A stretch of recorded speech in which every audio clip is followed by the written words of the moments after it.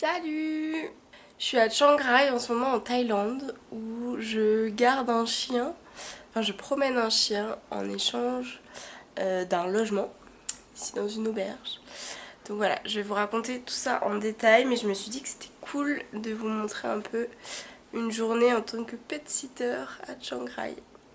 Je suis enrhumée, je m'excuse pour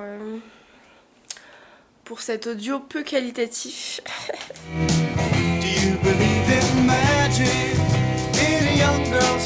Donc, être pet-sitter, ça veut dire quoi? À la base, pet-sitter, ça veut dire prendre soin d'animaux. Moi, la forme actuellement que je fais, c'est un peu comme un volontariat, c'est-à-dire que je prends soin des animaux et en échange, je suis pas rémunérée, mais j'ai des compensations. Donc là, je suis hébergée dans une auberge à Chiang Rai. Donc, je vous raconte un peu quand même comment j'ai trouvé ce pet sitting. Donc j'arrivais du Laos, on venait de passer la frontière thaïlandaise. Moi j'avais pas spécialement booké d'auberge, mais une fille du groupe avec qui je voyageais avait booké une auberge, donc on arrive à l'auberge qui était ici. Moi je savais qu'il fallait que je trouve un pet sitting parce que au niveau budget là ça commence à être un peu juste en attendant que je commence un nouveau travail en ligne. Donc il fallait que je trouve un pet sitting pour économiser des sous. Donc on arrive à l'auberge, on demande si on peut dormir ici et le gérant de l'auberge est un Français, Kevin. Et en fait sur un peu, il était 23h, tout le monde était fatigué mais je me suis dit je vais le tenter quand même. Donc j'ai dit est-ce que par hasard tu connais pas quelqu'un qui aurait besoin d'un pet sitter à Chiang Rai? Et là il me dit bah écoute moi j'ai un chien, une husky qui aurait bien besoin d'être promenée. Donc voilà, ça peut marcher. Le surlendemain, je commençais, je crois. Et donc voilà, je pet-sit une petite husky que je vais vous montrer qui s'appelle Omokata, qui a 2 ans, qui est trop chou. Full énergie et du coup c'est pour ça que c'est hyper important de la promener souvent. Je vais vous montrer un peu à quoi ressemble ma vie depuis une semaine. En termes de budget aussi, je trouve que c'est important de dire combien j'économise. Donc normalement je dors pas vraiment dans cette chambre là, il y a un dorm, là j'ai dû bouger pour quelques jours, mais globalement j'économise 7 € par nuit, c'est à peu près le prix d'un lit ici, un dorm, donc 7 € et je suis restée une dizaine de jours, donc j'économise 70 €, ce qui est pas négligeable, et j'ai accès au petit déj gratuit de l'auberge. Et ben on y va parce qu'il est déjà 8h et que je suis en retard.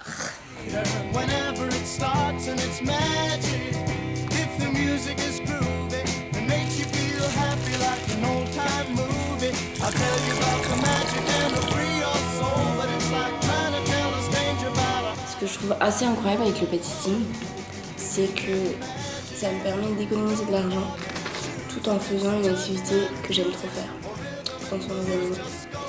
Et du coup, bah, j'ai pas l'impression de travailler dans la journée. Alors que pour autant, bah, c'est grâce à ça que j'ai une chambre ici gratuitement. Un truc dont j'ai pas parlé aussi, c'est que de temps en temps aussi, je donne un coup de main à l'auberge pour faire les chambres quand il y a beaucoup de monde. Donc, par exemple, hier, c'était 1h30, mais les autres jours, il n'y a pas du tout eu de besoin.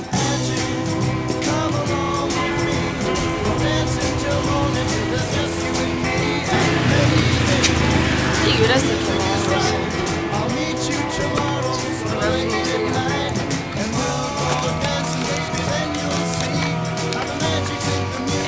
La raison pour laquelle je fais ce pet sitting, c'est que en fait le chien il est il vit en ce moment à la maison des proprios, et comme en fait ils sont en plein déménagement, pour le moment ils n'ont pas le temps de le promener tous les jours.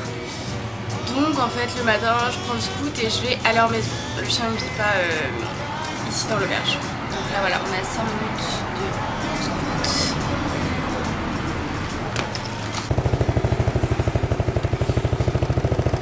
Donc voilà, il est 9h, je viens d'arriver à la maison et là je vais vous présenter mon kata.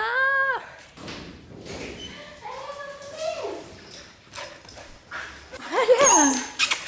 Voilà. Allez. Allez, une petite. ici, Moukata. Moukata, si. Viens là, ma zizette. Viens là, ma zizette. Comme vous pouvez voir, elle est méga excitée. Donc je suis assez libre sur la façon dont je la promène, le temps, etc. Mais du coup, moi ce que je fais, c'est... Là il est 9 h, on se balade une bonne heure. Je vais l'emmener sur les pistes d'atterrissage d'un ancien aéroport. Vous allez voir, c'est assez grand, il y a d'autres chiens, il y a d'autres gens, etc. Donc c'est cool pour la sociabiliser. Et ensuite, voilà, je lui donnerai à manger, puisqu'elle aime pas manger le matin trop tôt. Et nettoyer un petit peu son espace. Et je reviendrai ce soir pour une promenade d'un peu plus courte, entre 20 et 30 minutes à peu près le soir. Voilà.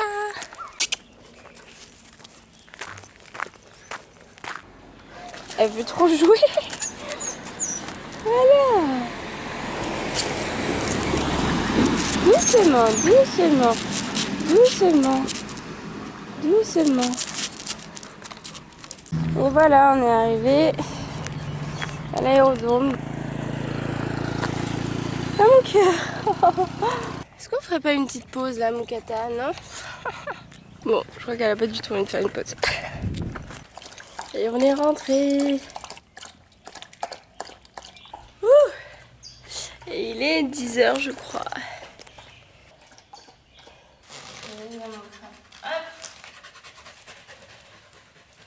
Donc là je vais nettoyer là où elle reste la journée. Donc c'est vraiment pas l'idéal, c'est un petit endroit.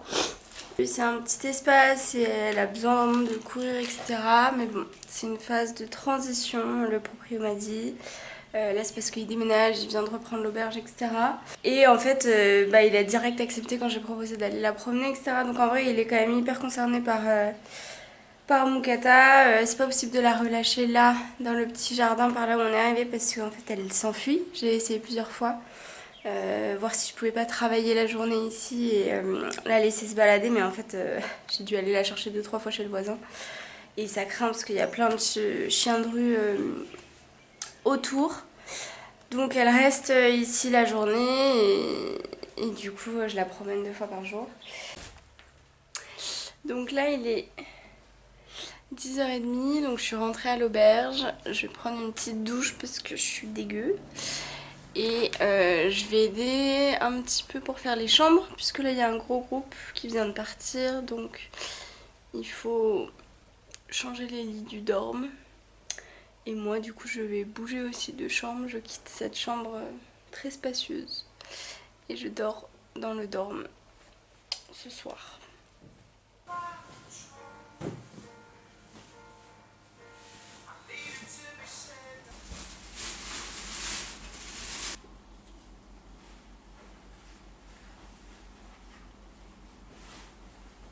Ça y est, les chambres sont faites. Il est 11 h 30 et là j'ai trop faim. Donc je vais aller manger dans une petite cantine végétarienne que j'ai trouvée avant-hier. C'est pas du tout cher et c'est trop bon. Et c'est végé. Donc voilà, on part manger.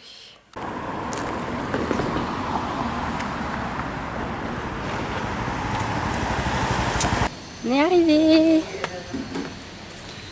Can I please have lap? Spicy and Spicy? sour. Ok, let's try. On va se régaler. Bon, elle a dit que c'était un little bit spicy, donc je pense que ça va arracher un petit peu. Mais bon.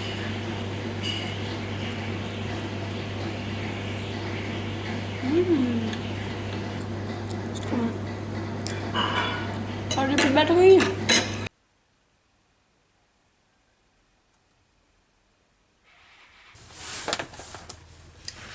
Je viens de capter qu'il y a ma culotte de règles qui sèche juste ici. On dirait un peu une ermite, comme je travaille. Mais en fait, je suis super productive ici, dans ma petite box. Donc voilà. Allez. Je suis en train de finir le montage de la vidéo du transfert qui normalement est déjà sortie. J'ai fait un volontariat dans un refuge pour animaux sauvages et j'ai transféré 12 animaux sauvages et 60 animaux domestiques. C'était super musclé, super intense, mais super cool. Donc voilà, vous pouvez aller regarder ça ici.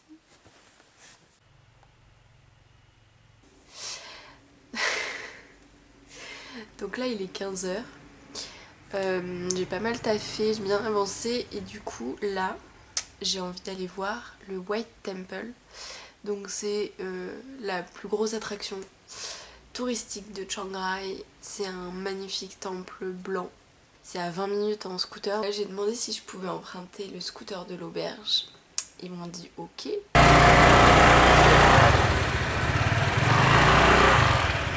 Ça y est, je suis arrivée. C'est la pire heure de la journée pour visiter, mais ça a l'air magnifique.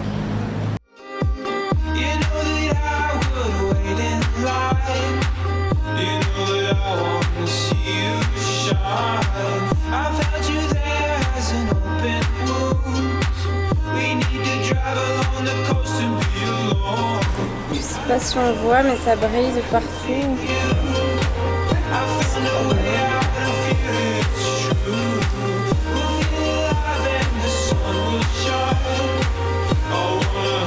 Bon, c'était chouette, c'était magnifique.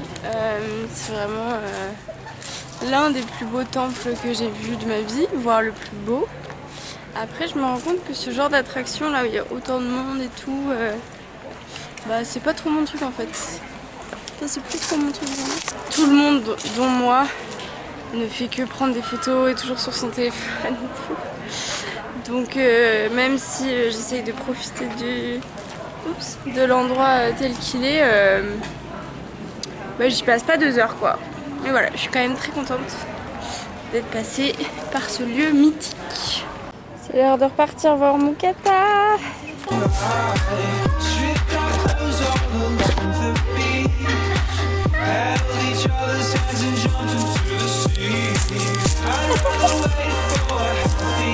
Là.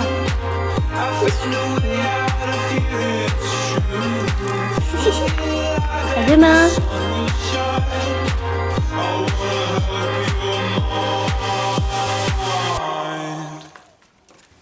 Du coup je suis rentrée, j'ai travaillé un petit peu et là je vais aller manger parce que j'ai faim.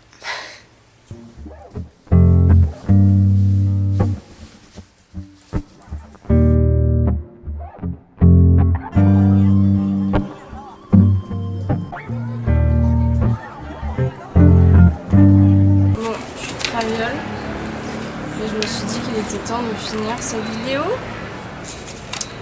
Il est 20 h, je suis fatiguée.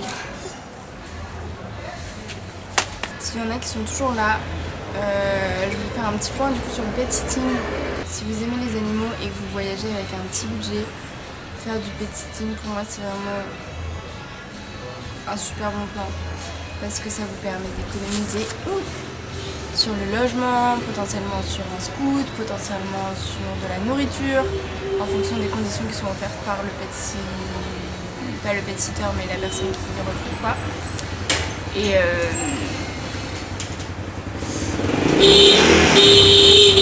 je trouve que c'est adapté si vous avez prévu de rester un petit peu de temps dans une ville, que ce soit pour travailler ou pour visiter plus en profondeur un endroit.